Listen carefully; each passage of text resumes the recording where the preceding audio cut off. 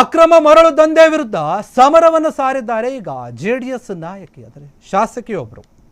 ರಾಯಚೂರಿನ ಹಲವೆಡೆ ಅಕ್ರಮವಾಗಿ ಮರಳು ದಂಧೆ ನಡೀತಾ ಇತ್ತು, ಅದರ ವಿರುದ್ಧ ಧ್ವನಿ ಎತ್ತಿದ್ದಾರೆ. ಆದರೆ ಆ ಒಂದು ವಿಚಾರವಾಗಿ ಏನಾಗಿದೆ, ಈಗ ದೇವದುರ್ಗ ತಾಲೂಕಿನ ಕೃಷ್ಣಾ ನದಿಯಲ್ಲಿ ಅಕ್ರಮವಾಗಿ ಮರಳು ದಂಧೆ ನಡೀತಾ ಇತ್ತು. ಅದೇ ಒಂದು ವಿಚಾರವಾಗಿ ಇವರು ಅದನ್ನು ತಡೆಯೋಕೆ ಅಂತ ಅನೇಕ ಬಾರಿ ಪ್ರಯತ್ನ ಮಾಡ್ತಾ ಇದ್ರು. ರಾಯಚೂರಿನ ಹಲವೆಡೆ ಎಗ್ಗಿಲ್ಲದೆ ಸಾಕ್ತಾ ಇದೆ ಮರಳು ದಂಧೆ ಅಕ್ರಮವಾಗಿ, ಯಾವುದೇ ಪರವಾನಗಿ ಇಲ್ಲ. ದೇವದುರ್ಗ ತಾಲೂಕಿನ ಕೃಷ್ಣಾ ನದಿಯಲ್ಲಿ ಅಕ್ರಮವಾಗಿ ಮರಳು ದಂಧೆ ಸಾಕ್ತಾ ಇದೆ. ಯಾರ್ದ ಒಂದು ಭಯ ಇಲ್ಲದ ರಾಜಾರೋಷವಾಗಿ ದೇವದುರ್ಗ ಜೆಡಿಎಸ್ ಶಾಸಕಿಯಾಗಿರುವಂತಹ ಕರೆಮ್ಮ ಜಿ ನಾಯಕ್ ಅವರು ಅಕ್ರಮ ಮರಳು ದಂಧೆಕೋರರ ವಿರುದ್ಧ ಸಮರವನ್ನು ಸಾರ್ತಾ ಇದ್ದಾರೆ. ರೊಚ್ಚಿಗೆದಂತಹ ದಂಧೆಕೋರರು ಏನು ಮಾಡಿದ್ದಾರೆ ಅಂತಂದ್ರೆ ಅವರ ಮನೆಗೆ ನುಗ್ಗಿ ಧಮಕಿಯನ್ನು ಹಾಕಿದ್ದಾರೆ, ಬೆದರಿಸಿದ್ದಾರೆ. ಅಕ್ರಮ ಮರಳು ದಂಧೆ ಮೇಲೆ ದಾಳಿ ಮಾಡಿದ್ದಾರೆ ಪೊಲೀಸರು. JCB ಟಿಪ್ಪರ್ ಟ್ರ್ಯಾಕ್ಟರ್ಗಳನ್ನು ಸೇರಿ 7 ವಾಹನಗಳು ಜಪ್ತಿಯಾಗಿವೆ. ಆಕ್ರೋಶಗೊಂಡಂತಹ ದಂಧೆಕೋರರು ಏನು ಮಾಡ್ತಾರೆ, ಶಾಸಕಿ ಕರೆಮ್ಮ ನಿವಾಸಕ್ಕೆ ನುಗ್ಗಿ ವಾರ್ನಿಂಗ್ ಅನ್ನು ಕೊಡ್ತಾ ಇದ್ದಾರೆ.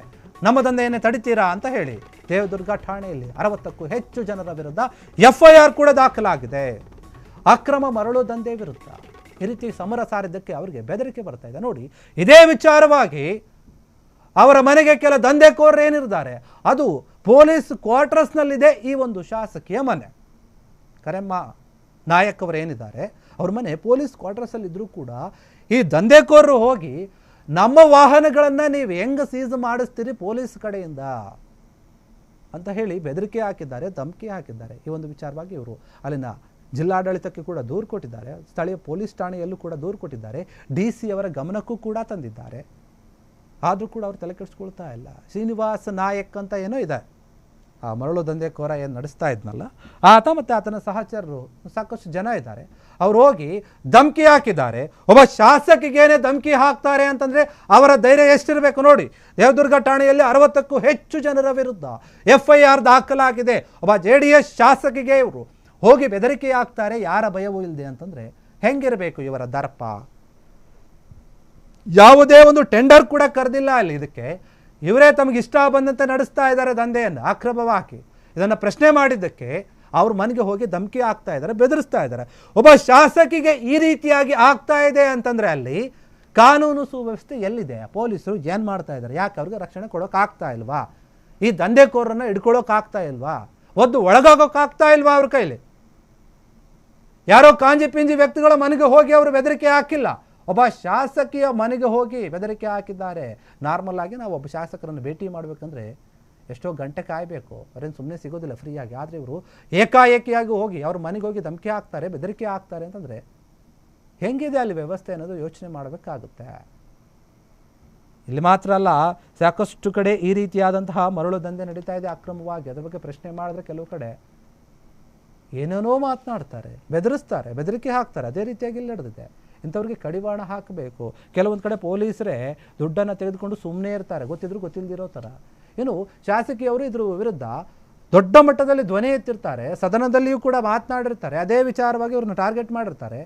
ಕೆಲವೊಂದು ವಿಚಾರದಲ್ಲಿ ಪೊಲೀಸರಿಂದ ಕರ್ಕೊಂಡೋಗಿ ಅದನ್ನು ನಿಲ್ಲಿಸುವಂಥ ಪ್ರಯತ್ನವನ್ನು ಕೂಡ ಮಾಡಿರ್ತಾರೆ.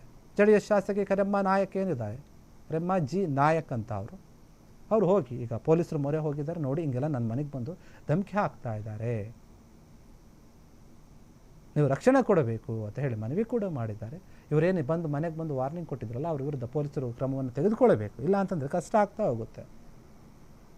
JCBಗಳನ್ನು, ಟಿಪ್ಪರ್ ಲಾರಿಗಳನ್ನು, ಟ್ರ್ಯಾಕ್ಟರ್ಗಳನ್ನು ಎಲ್ಲವನ್ನು ವಶಪಡಿಸ್ಕೊಂಡಿರ್ತಾರೆ. ಸುಮಾರು 7 ವಾಹನಗಳನ್ನು ಪೊಲೀಸರು ಈ ವಿಚಾರ ಕೇಳಿ ಬಂದಾಗ ಅದೇ ವಿಚಾರವಾಗಿ ಇವರಿಗೆ ಕೋಪ ಬರುತ್ತೆ. ಏನು ನಮ್ಮ ವಿರುದ್ಧ ಹಿಂಗೆ ಮಾಡಿಬಿಟ್ರಲ್ಲ ಅಂತ ಹೇಳಿ, ನಮ್ಮನ್ನೇ ತಡಿತೀರಾ ನೀವು ಅಂತ ಹೇಳಿ ಅವ್ರ ಮನೆಗೆ ಹೋಗಿ ಧಮಕಿ ಹಾಕಿದ್ದಾರೆ ಈ ಒಂದು ವಿಚಾರವಾಗಿ. ಹೀಗಾಗಿ ಏನು ಈ ವಿಚಾರವಾಗಿ ಕೇಳಿ ಬರ್ತಾ ಇದೆ, ಅಲ್ಲಿನ ಪೊಲೀಸರು ಇದನ್ನು ಗಂಭೀರವಾಗಿ ತೆಗೆದುಕೊಳ್ಳಬೇಕು. ಒಬ್ಬ ಶಾಸಕಿಯ ಮನೆಗೆ ಬಂದು ಧಮಕಿ ಹಾಕುವವರ ವಿರುದ್ಧ ಕಠಿಣ ಕ್ರಮ ಆಗಬೇಕು. ಇಲ್ಲಾಂದರೆ ಈ ಪುಂಡ ಪೋಖರಿಗಳ ಹಾವಳಿ ಹೆಚ್ಚಾಗಿ ಹೋಗುತ್ತೆ. ಇವರೇನು ಮಾಡ್ತಾರೆ ಬಿಡು, ನಮ್ಮನ್ನು ಯಾರು ಏನು ಮಾಡ್ಕೊಳಕ್ಕೆ ಆಗ್ತಾ ಇಲ್ಲ, ಪೊಲೀಸರೇ ಏನು ಮಾಡ್ತಿಲ್ಲ, ಶಾಸಕಿ ಮನೆಗೆ ಹೋದ್ರೂ ಕೂಡ ನಮ್ಮನ್ನು ಕ್ಯಾರೆ ಅಂತ ಇಲ್ಲ ಅಂತ ಹೇಳಿ ಇವ್ರಿಗೆ ಇನ್ನೂ ಕೂಡ 1-2 ಕೊಂಬು ಜಾಸ್ತಿ ಬರುತ್ತೆ.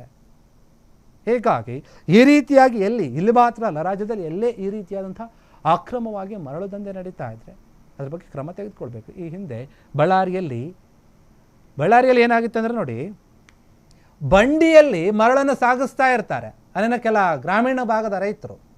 ಅದು ಕೂಡ ಅಕ್ರಮವಾಗಿಯೇ. ರಾತ್ರೋರಾತ್ರಿ ಅಲ್ಲಿನ ಸ್ಥಳೀಯ ಅಧಿಕಾರಿಗಳು ಹೋಗಿ ಅದನ್ನು ಪ್ರಶ್ನೆ ಮಾಡ್ತಾರೆ.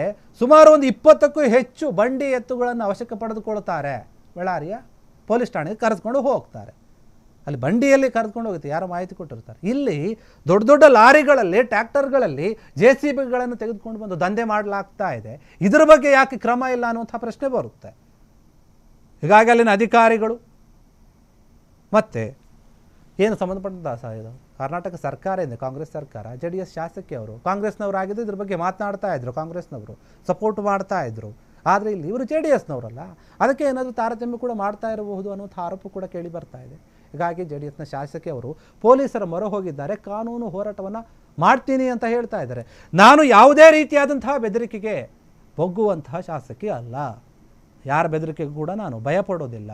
ನನ್ನ ಹೋರಾಟ ನಿರಂತರವಾಗಿರುತ್ತೆ. ಈ ಒಂದು ಅಕ್ರಮ ದಂಧೆ ಏನು ನಡೀತಾ ಇದೆ, ಮರಳು ಮಾಫಿಯಾ, ಅದನ್ನು ನಿಲ್ಲಿಸಬೇಕು, ಇವೊಂದಲ್ಲ ನಾಳೆ ನಾನು ನಿಲ್ಲಿಸ್ತೀನಿ ಸಂಪೂರ್ಣವಾಗಿ ಅಂತ ಹೇಳ್ತಾ ಇದ್ದಾರೆ. ಆದರೆ ಕೆಲವರು ಏನು ಮಾಡ್ತಾ ಇದ್ದಾರೆ, ಶ್ರೀನಿವಾಸ್ ನಾಯಕ್ ಮತ್ತು ಕೆಲವರು ಏನಿದ್ದಾರೆ ಅವರು ದೊಡ್ಡ ಮಟ್ಟದಲ್ಲಿ ಮೆರಿತಾ ಇದ್ದಾರೆ, ಧಮಕಿ ಹಾಕ್ತಾ ಇದ್ದಾರೆ, ಅಥವಾ ಬೇರೆ ಯಾರ್ದೋ ಒಂದು ಸಪೋರ್ಟ್ ಇದೆ ಅಂತ ಹೇಳಿ ಮಾತನಾಡ್ತಾ ಇದ್ದಾರೋ ಗೊತ್ತಿಲ್ಲ. ಆದರೆ ಒಬ್ಬ ಶಾಸಕಿಗೆ ಈ ರೀತಿಯಾಗಿ ಇವರು ನಡೆದುಕೊಂಡಿರೋದು ನಿಜಕ್ಕೂ ಕೂಡ ಒಂದು ತಪ್ಪಾದಂತಹ ಕೆಲಸ. ಕ್ಷಣ ಕ್ಷಣದ ಸುದ್ದಿಗಳಿಗಾಗಿ ಫ್ರೀಡಂ ಟಿವಿ ಸಬ್ಸ್ಕ್ರೈಬ್ ಮಾಡಿ, ಲೈಕ್ ಮಾಡಿ ಹಾಗೂ ಫಾಲೋ ಮಾಡಿ. ಹೊಸ ಸುದ್ದಿಗಳ ನೋಟಿಫಿಕೇಶನ್ಗಾಗಿ ಬೆಲ್ ಐಕಾನ್ ಮೇಲೆ ಕ್ಲಿಕ್ ಮಾಡಿ.